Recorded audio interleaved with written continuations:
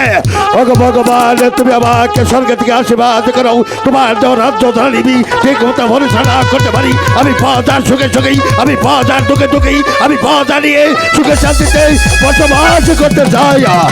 আর ওদের সাহেবকে বলে দিয়েছি, যেখানে খাদ্য নাই সেখানে খাদ্য দিবেই, যেখানে ঔষধ নাই সেখানে ঔষধ দেবে, যেখানে বর্ষ নাই সেখানে বর্ষ দান করবে। বাড়িতে কেউ আছেন?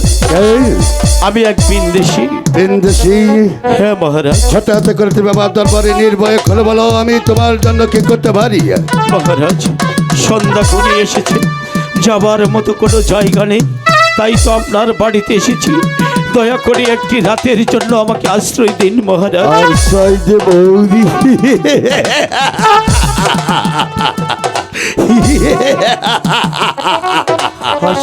আমাকে হাসালে ভালো। আগে তুমি জানো না, তোমার মতো এক বিন্দেশি ছিল আমার বাড়িতে আশ্রয় নিতেই, যদি আশ্রয় না করি আমার বাড়িতে করেছিল চুরি না কাটি, সেদিন থেকে আমি প্রতিজ্ঞা করেছি আর কোনো বিন্দেশিকে আশ্রয় দেব না। মহারাজ, আমি ভগবানের নামে শপথ খেয়ে বলছি, আমি সব কিছু হারিয়ে নিঃস্ব হয়ে আমি আপনার কাছে এসেছি। সেই আগের বিন্দেশির মতো আমি নই। দয়া করে একটি রাতের জন্য আমাকে আশ্রয় দিন। এই মুহূর্তে আমার যাওয়ার মতো কোনো জায়গা নেই মহারাজ, আশ্রয় দিন মহারাজ। ওগো বিন্দেশি, আমাকে একটু ভাবতে দাও। ওগো ভগবান, যদি আমি এই বিন্দেশিকে আশ্রয় না দিই তাহলে আমি তোমার দরবারে পাপী হয়ে যাব। এই মুহূর্তে আমি কি করতে পারি? ওগো ভগবান, ওগো বিন্দেশি, আমি একটি শর্তে তোমাকে আশ্রয় দিতে পারি। যদি আমার শর্তে রাজি হও তাহলে তুমি আশ্রয় পাবে, আর যদি আমার শর্তে রাজি না হও তাহলে মনে রাখবে যে পথে এসেছো সেই পথে চলে যাবে। বলুন মহারাজ, এমন কি শর্ত? আমি হাজার শর্ত আপনার অবলম্ব অবস্থাকে পালন করব। বলুন মহারাজ, কি করতে হবে আমার? আমার এক নম্বরের শর্ত হলো, আগামীকাল সূর্যোদয় সঙ্গে সঙ্গেই তুমি আমার সাথে সাক্ষাৎ করে চলে যাবে। আর যদি সাক্ষাৎ করে না চলে যাও, এই দুনিয়া যে কোনো মন্ত্রে চলে যাবে, আমি তোমাকে সেখান থেকে ধরিয়ে আনবো। বেশ তো মহারাজ, আগামী প্রত্যুষে পূর্ব আকাশে সূর্যোদয় হলে আমি আপনার সাথে সাক্ষাৎ করে তুমি আপনার অতিথিশালা আমি ত্যাগ করিব। ঠিক আছে, আমি তোমাকে বিশ্বাস করলাম। আর একটি কথা, তুমি যার সামনে দাঁড়িয়ে প্রতিজ্ঞা করেছ, একবার কি ভেবে দেখেছ যার নাম শুনে বাঘে বসে একখানে জলকায়, যার নাম শুনেই চন্দ্র সূর্য দুটি ভাগ হয়ে যায়। শুধু তাই নয়, যার নাম শুনেই মায়ের গর্ভে থেকে শিশু সন্তান পড়ে যায়। এই বিন্দেশি, তুমি তার সাথে প্রতিজ্ঞা করেছ, আমার সাথে যাওয়া আদা করেছ, অক্ষরে অক্ষরে পালন করবে। কথাটা মনে থাকবে? ঠিক আছে, আমি তোমাকে বিশ্বাস করলাম।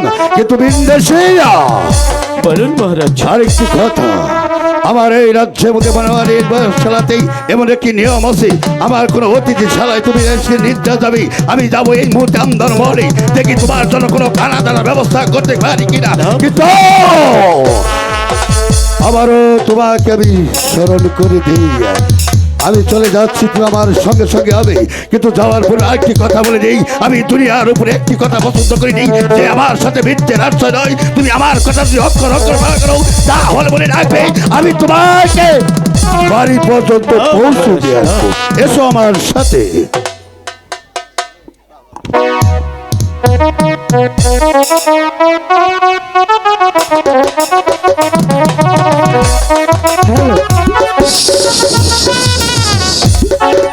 ওরে চন্দ্রশেখর, তোর সৈপত্র হারিয়ে তুই এর রাখালের যে আশ্রয় নিয়েছিস, তুই কি ভেবেছিস আমি তা কিছু জানতে পারবো না? আমি তো ধ্যান করে সব জানতে পেরেছি। আর সে রানীর গলার হার আমি চুরি করে এনেছি। এই গলার হার আমি তোমার কাছে রেখে গেলাম। কাল সকালে মজা বুঝবে চোরের শাস্তি কত ভয়ানক। ঘুমাও, আরামে সে ঘুমিয়ে নাও। হ্যালো,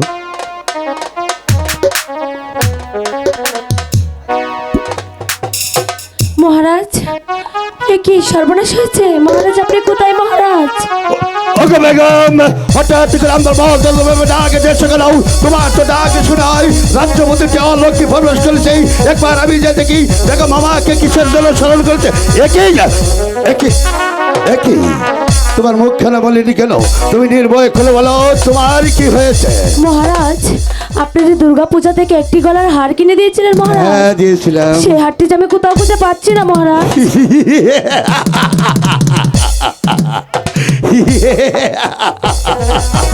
এ কি মহারাজ, আপনি হাসছেন? আরে বেকুব, আমি হাসবো না। তুমি আমাকে যেমনি ভাবে ডাকে দিয়েছিলে, তোমার তো ডাকে শুনে আমার পায়ে তোলা মাটিটা সরে গিয়েছিল। ওই চতু আকাশটা ভেঙে পড়ে গেছিল। ওগো বেগম, একটি মালা হারিয়ে গেছে। প্রয়োজন বোধে আমি তোমাকে 5টি মালা কিনে দিব। এর জন্য কোনো মন খারাপ করো না। মহারাজ, আমি পাঁচটি মালা চাইনি, আমি শুধু সেই মালাটি চাই চাই চাই। বেগম, আমার রাজ্যে এমন কোনো দুঃখী কাঙ্গাল নেই সে আমার বাড়িতে চুরি ডাকাতি করতে পারে। ওগো বেগম, তুমি আমাকে কি কথা শোনালে? তোমার কথা সঙ্গে সঙ্গে ঠকে আমার শরীরে রক্ত টকবক করেছে। ওগো বেগম, আমি ওই ভগবানের নামে দিব্যি করে বলছি, তোমার কণ্ঠহার যে কোনো ভন্তে চলে গেছে। আমি সেখান থেকে উদ্ধার করে নেই, আমি তোমার গলে পরেই দেবো। এই মুহূর্তে অন্দর মহলে চলে যাও। মহারাজ, আমি শুধু সেই হারটি চাই, তা না হলে আমি বাপের বাড়িতে যাওয়ার বাধ্য হব মহারাজ।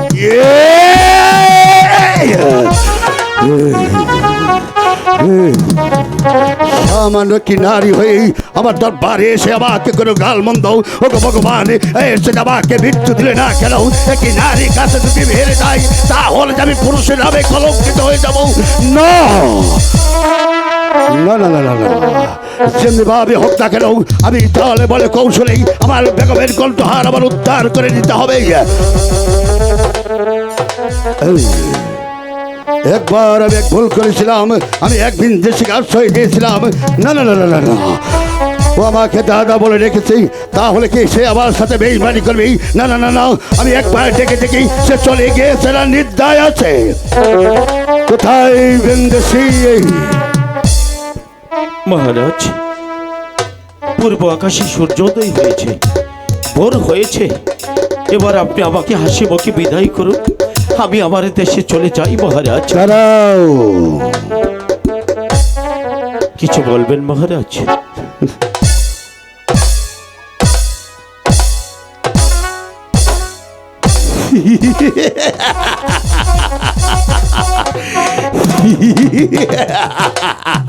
হাসছেন কেন মহারাজ? আরে বেকুব,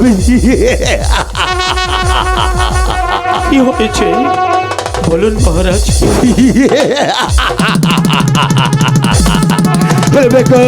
তুই আমার সাথে যেমনি ভাবে কথা বলছিস মনে হয় নতুন করে দুনিয়ায় জন্মগ্রহণ করেছিস।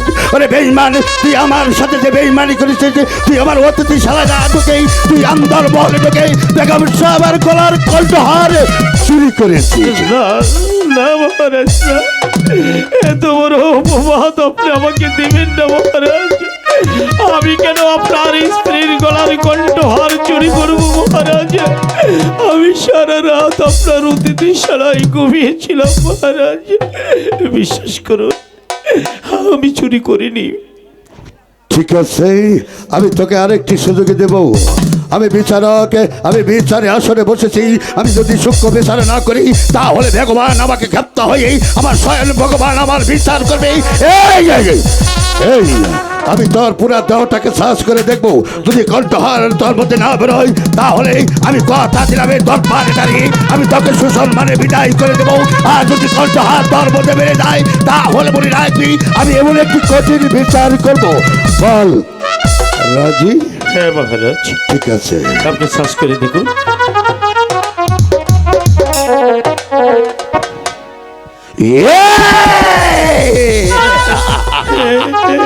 আর আমার কাছে লুকিয়েছে। বিশ্বাস করুন মহারাজ, হয়তো এটা কোনো ষড়যন্ত্র হতে পারে। আমি চুরি করিনি মহারাজ। বিশ্বাস করুন মহারাজ। এই আমি তোকে কি শাস্তি দিতে পারি? আমি যদি তোকে সাগরে জলে মারি তাও তোর পাপের শাস্তি হবে না। আমি যদি তোকে শিশে করে মারি তাও তোর পাপের শাস্তি হবে না। হ্যাঁ, আমি বিচারক, আমি বিচার করবো।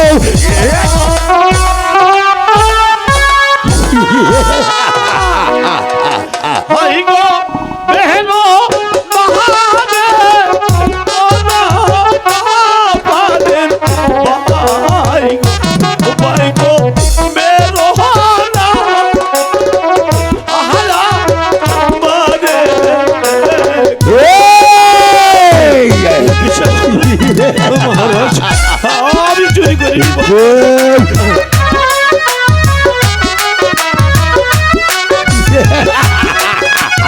দেখ বেঈমানের শাস্তি কত কঠিন হতে পারে।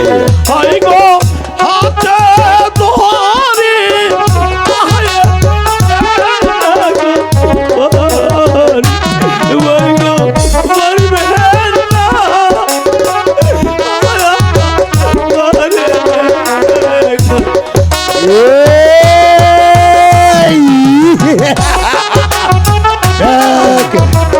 একবার ভেবে দেখ বেঈমানের কত কঠিন বিচার হতে পারে।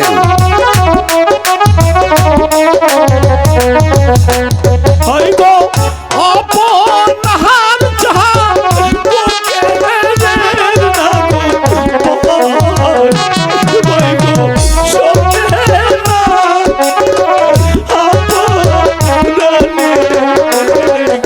এই সত্যি করে বল, কোথায় বাড়ি কোথায় ঘর, আমার কাছে স্পষ্ট ভাবে খুলে বল।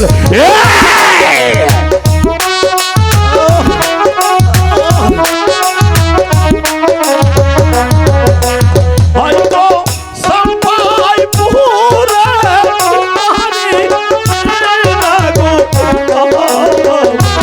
ভালো সম্পাই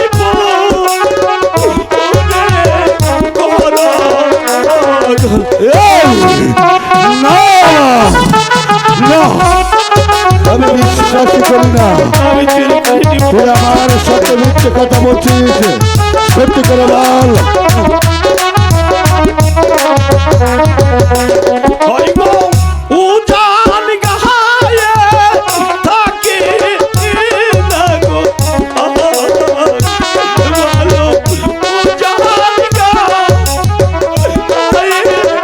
দেশো এই, তুই আমার সাথে প্রত্যেকটি কথা মিথ্যে বলছিস। না, আমি বিশ্বাস করি না।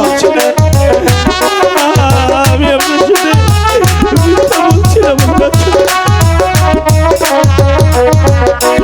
হাই গো পিতা মহাতাল আদো ওর না গো কবরন আমার নাম রাখছে হেসা সদা না,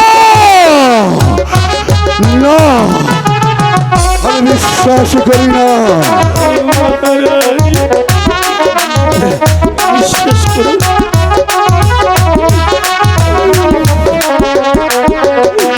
বিশ্বাস করেন মহারাজ, না, ওই চাম্পাইপুরে বাড়ি আমার, চাম্পাইপুরে ঘর, পিতা মাতায় আদর করে এই হতভাগার নাম রাখছে সাত সদাগর। না। হে ভগবান, তুমি আমাকে কোন অগ্নি পরীক্ষায় ফেলে নেই। যে লোক আমাকে রাস্তায় তোকে করিয়ে নেই, নিজে না খেয়ে আমাকে খাওয়াইয়ে মানুষের মতো মানুষ করে ঘুরে তুলেছি। ওগো ভগবান, আমি তার কাছে কেমন করে পরিচয় দেব?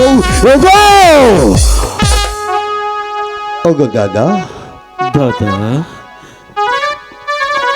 মহারাজ, দাদা, কাকে আপনি দাদা বলছেন মহারাজ? বিশ্বাস করুন, আমি আপনার স্ত্রীর গলার কণ্ঠহার চুরি করিনি। আপনার চাবুকে ওগো দাদা, আপনি ওইভাবে নয়, ওইভাবে যদি আমাকে কুন্ডিস করেন তাহলে ভগবান আমাকে ক্ষিপ্ত হয়ে আমার এই রাজ্যের মধ্যে একটি গন্ধব সৃষ্টি হতে পারে। কারণ দাদা, আপনি এখনো চিনতে পারেননি আমি আপনার কার সামনে দাঁড়িয়ে কথা বলছেন। ওগো দাদা, কে আপনি? দাদা, কে? হ্যাঁ, আমার পরিচয় জানতে চাও? হ্যাঁ, আমি বলবো। আমি একটি শর্তের জন্য আপনাকে আমি হাজার হাজার চাবুকের আঘাতে করেছি দাদা। এই তোমার হাতে চাবুক, এই চাবুকখানা আপনার হাতে তুলে দেবো। আপনার গায়ে যতটুকু শক্তি আছে ততটুকু শক্তি দিয়ে আপনি আমার পৃষ্ঠে চাবুকের আঘাত করবেন। শুধু চাবুকের আঘাত না করলে তাহলে মনে রাখবেন আপনার সৃষ্টিকর্তা আপনাকে ক্ষমা করবে না। এই তো দাদা চাবুক, তার সঙ্গে আমার পুরো দেহটাকে আপনাকে বিলিয়ে দিচ্ছি। যদি আপনার আমার গতরে চাবুকের আঘাত না করুন তাহলে মনে করবেন আমাদের সৃষ্টিকর্তা আমাদেরকে ক্ষমা করবে না। এই তো।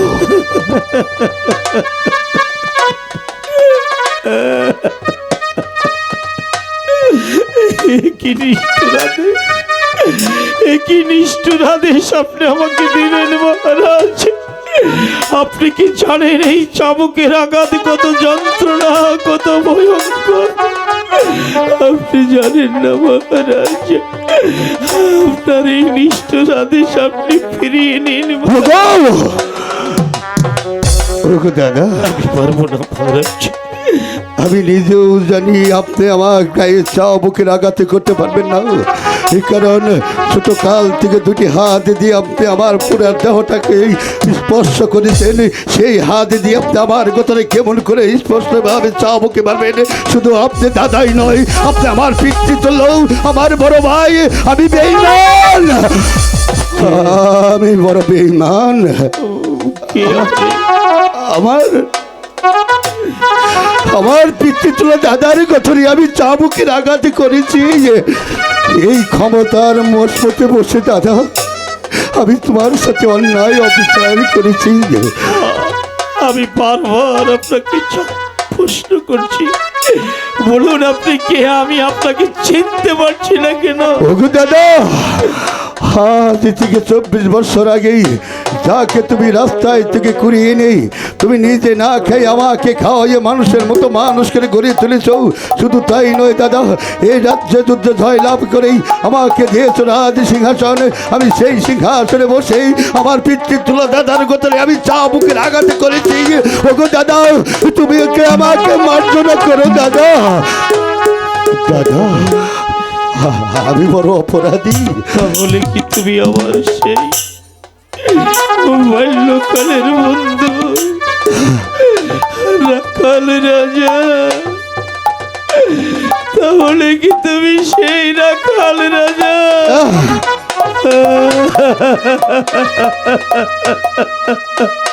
দাদা, রাখাল রাজা, আমি এত বড় হতভাগা, এত কাছে থেকেও আমি তোকে চিনতে পারিনি। দাদা, হায় ভাই, আমার স্থাপিত মনটাকে তুই শীতল করে দে। একটি বার ভাই বলে আমার মুখে আয় দাদা, রাখাল রাজা। দাদা, দাদা, ওরে দোষী না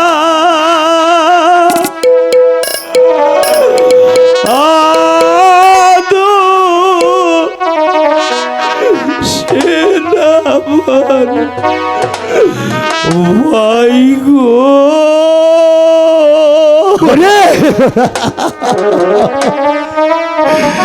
দাদা, ও বাইরে দোষী না তো তোমার, দাদা, দোষী না।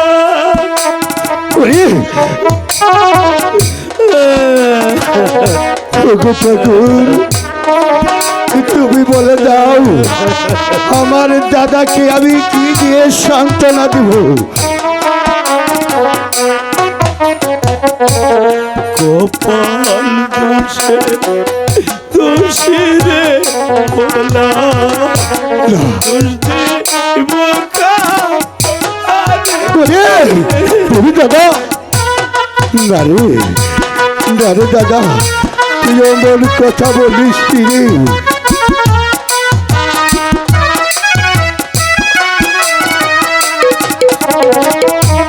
কপাল দোষে দোষী হলা, আহাম বাইরে দোষ দে বোকা। আরে গো ওরে দাদা, তুই এমন কথা বলিস না তো তোমার।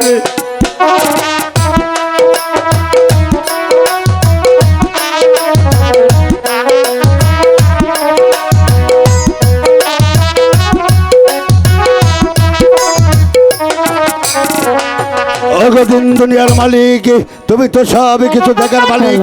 আমি চাঁদ সদাগরের সাথেই যে অন্যায় অবিচার করেছি, ওগো ভগবান, আমি তোমার দরবারে ক্ষমা চাই।